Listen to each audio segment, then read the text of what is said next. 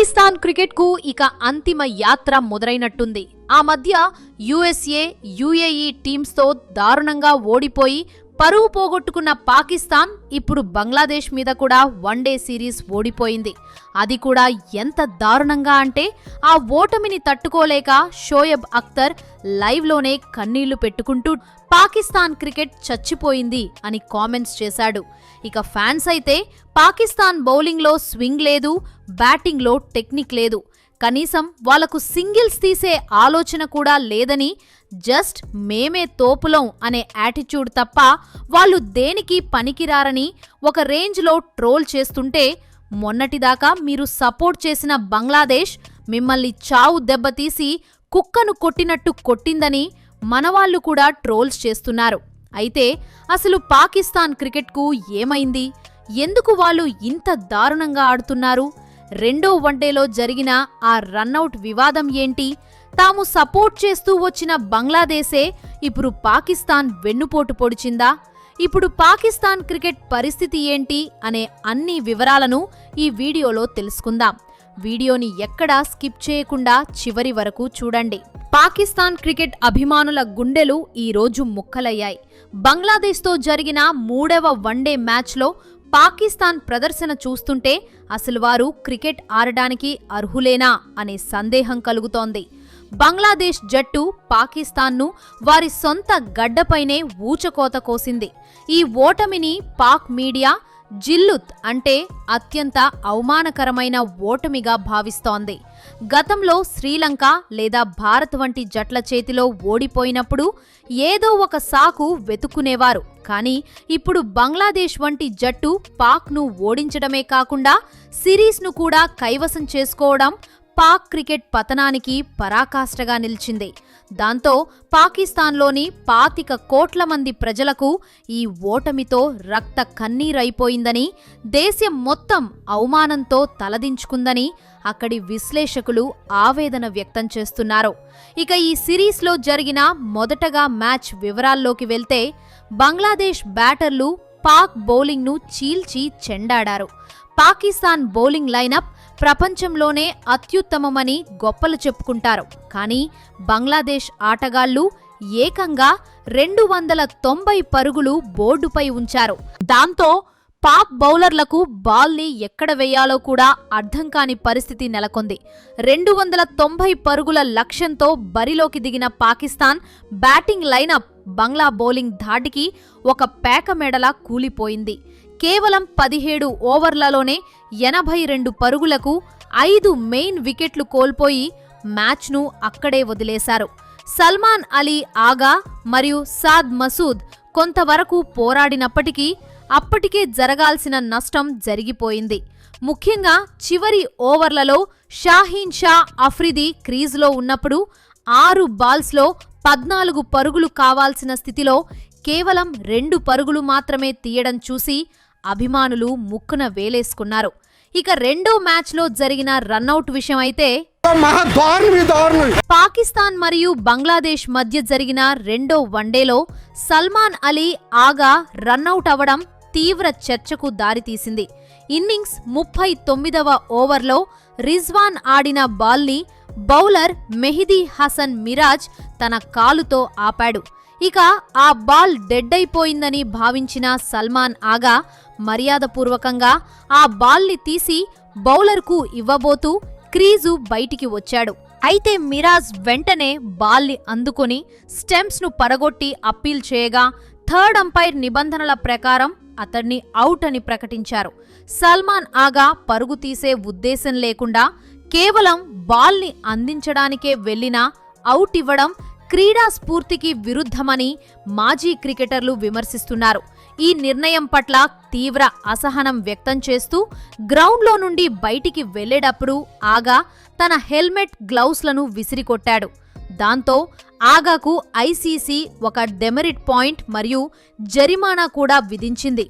అయినప్పటికీ ఈ మ్యాచ్లో పాకిస్తాన్ విజయం సాధించి సిరీస్ను సమన్ చేసింది.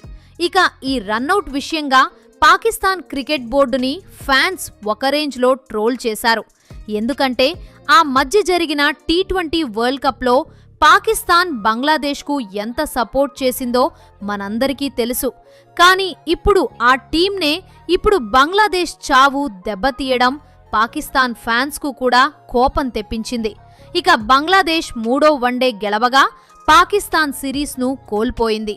ఈ ఘోర పరాజయానికి ప్రధానంగా ముగ్గురు ఆటగాళ్లను చేతగాని వాళ్లు అని మీడియా మరియు మాజీ క్రికెటర్లు తిట్టిపోస్తున్నారు. వారిలో మొదటి వ్యక్తి సాహిబ్ జాదా ఫర్హాన్. 320లో రికార్డులు సృష్టిస్తాడనని పేరున్న ఇతను ఈ వన్డే సిరీస్లో 3 మ్యాచ్లో వరుసగా 27, 31 మరియు 6 పరుగులు మాత్రమే చేసి జట్టును నట్టేట ముంచాడు. వన్డే ఫార్మాట్లో భారీ స్కోర్లు చేసే అవకాశం ఉన్నా బాధ్యతారాహిత్యంగా వికెట్ పారేసుకోవడంపై ఆగ్రహం వ్యక్తమవుతోంది. ఇక రెండో వ్యక్తి మొహమ్మద్ రిజ్వాన్. ఇతన్ని ఇప్పుడు రిజు డాన్సర్ లేదా రిజు యాక్టర్ అని పిలుస్తున్నారు.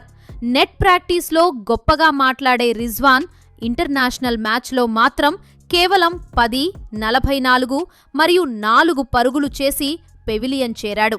ఇక ఆ మూడో వ్యక్తి ఫహీం అష్రఫ్. ఈయన అటు బ్యాటింగ్లోనూ ఇటు బౌలింగ్లోనూ జట్టుకు ఎటువంటి ఉపయోగం లేకుండా పోయాడు. ఇక పాకిస్తాన్ మాజీ ఫాస్ట్ బౌలర్ షోయబ్ అఖ్తర్ ఈ ఓటమిపై లైవ్ టీవీలోనే కన్నీళ్లు పెట్టుకున్నాడు. మీరు ప్రజల హృదయాలను గాయపరిచారు, ఇక వారి కళ్ళలో కన్నీళ్లు తప్ప ఏమీ మిగలలేదు అని ఆయన ఆవేదన వ్యక్తం చేశాడు. పాకిస్తాన్ ఇప్పుడు ప్రపంచంలోనే అత్యంత చండాలమైన క్రికెట్ ఆడుతోందని, ఇది చూస్తుంటే ఒకప్పుడు హాకీకి పట్టిన గతే క్రికెట్కి కూడా పడుతుందని హెచ్చరికలు వస్తున్నాయి. గతంలో పాకిస్తాన్ హాకీలో ప్రపంచ ఛాంపియన్గా ఉండేది. కానీ సరైన వ్యవస్థ లేకపోవటం వల్ల నేడు ఆ దేశంలో హాకీ కనుమరువైపోయింది. ఇప్పుడు క్రికెట్ కూడా అదే దారిలో వెళ్తోందని, పాతకాలపు వైభవం ఇక రాదని విశ్లేషకులు భయపడుతున్నారు. ఇక మన మాజీలు కూడా ఈ విషయంగా రియాక్ట్ అవుతూ బంగ్లాదేశ్ మీద కూడా గెలవలేని టీంకు ఇండియా గురించి తక్కువ చేసి మాట్లాడే అర్హత లేదని, పాకిస్తాన్ను ఓడించడానికి ఇండియన్ అండర్-19 టీం చాలు అని మొహమ్మద్ కైఫ్ వంటి వారు కూడా పాకిస్తాన్ క్రికెట్ను ట్రోల్ చేస్తున్నారు. అసలు ఈ వైఫల్యానికి కారణం వ్యవస్థాగత లోపమేనని కామ్రాన్ అక్మల్ మరియు బాసిత్ అలీ వంటి నిపుణులు వాదిస్తున్నారు. పాకిస్తాన్ డొమెస్టిక్ క్రికెట్కు మరియు ఇంటర్నేషనల్ క్రికెట్కు మధ్య ఉన్న గ్యాప్ చాలా పెరిగిపోయిందని, డొమెస్టిక్లో బాగా ఆడిన ప్లేయర్లు ఇంటర్నేషనల్ లెవెల్కు రాగానే తడబడుతున్నారని వారు పేర్కొన్నారు. అంతేకాకుండా టీమ్ మేనేజ్మెంట్ అనుసరిస్తున్న విదేశీ కోచ్ల ఫార్ములా కూడా విఫలమైందని విమర్శలు వస్తున్నాయి. మైక్ హెసన్ వంటి కోచ్లు టీ20 అప్రోచ్ను వన్డేల్లోకి తీసుకురావడానికి ప్రయత్నిస్తున్నారనని, ఇది పాక్ క్రికెట్ను మరింత నాశనం చేస్తోందని ఆరోపిస్తున్నారు. ఒక క్రికెట్ జట్టును నడపాలంటే కేవలం చదువు ఉంటే సరిపోదని, గ్రౌండ్లో ఆడిన అనుభవం కూడా ఉండాలని, విదేశీ కోచ్లకు పాక్ సంస్కృతి మరియు ఆటగాళ్ల మనస్తత్వం అర్థం కావడం లేదని విమర్శలు వస్తున్నాయి. ఇక ఇక్కడ వినిపిస్తున్న మరో ప్రధానమైన ఆరోపణ ఏమిటంటే పాకిస్తాన్ టీం సెలక్షన్లో జరుగుతున్న భారీ రాజకీయాలు. టాలెంట్ ఉన్న యువకులకు అవకాశం ఇవ్వకుండా కేవలం కెప్టెన్ లేదా బోర్డు సభ్యుల స్నేహితులు, బంధువులు మరియు దామాదులకే చోటు కల్పిస్తున్నారని మాజీ ప్లేయర్లు బహిరంగంగానే తిట్టిపోస్తున్నారు. బాబర్ నుంచి రిజ్వాన్ నుంచి బాబర్, వీరు పాకిస్తాన్ క్రికెట్ను తమ ఇంటి పెరటి జట్టుగా మార్చుకున్నారు అని ఒక విశ్లేషకుడు మండిపడ్డారు. జట్టులో ఐక్యత లేదని, గ్రూపులు ఉన్నాయని, ఒకరిని పడగొట్టడానికి మరొకరు ప్రయత్నిస్తున్నారని, ఈ రాజకీయాల వల్ల మొత్తం పాక్ క్రికెట్ పాతాళానికి పడిపోతోందని ఆవేదన వ్యక్తం చేస్తున్నారు.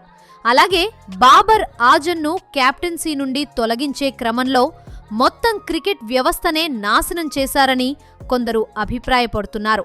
పాకిస్తాన్ మీడియాలో వినిపిస్తున్న మరో మాట ఇండియా వైపు చూడండి. భారత్ తన క్రికెట్ వ్యవస్థను ఎంత పటిష్టంగా నిర్మించుకుందో, వారి ప్లేయర్లు ఎంత క్రమశిక్షణతో ఉంటారో చూడమని పాక్ విశ్లేషకులు తమ ఆటగాళ్లను కోరుతున్నారు.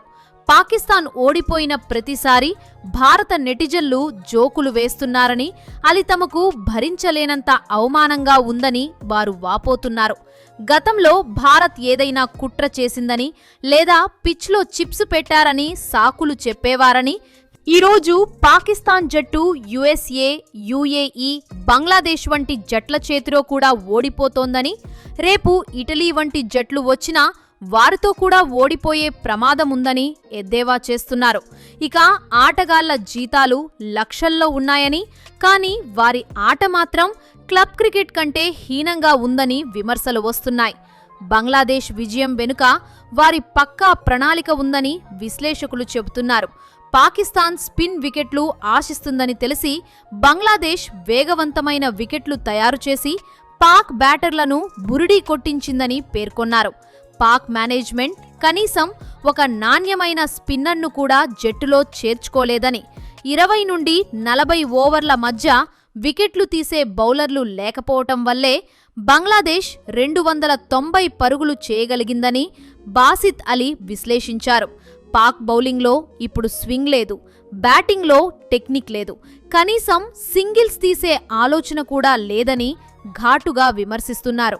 ఆటగాళ్లలో కేవలం యాటిట్యూడ్ మాత్రమే మిగిలిందని, ప్రదర్శన మాత్రం శూన్యమని విమర్శకులు మండిపడుతున్నారు.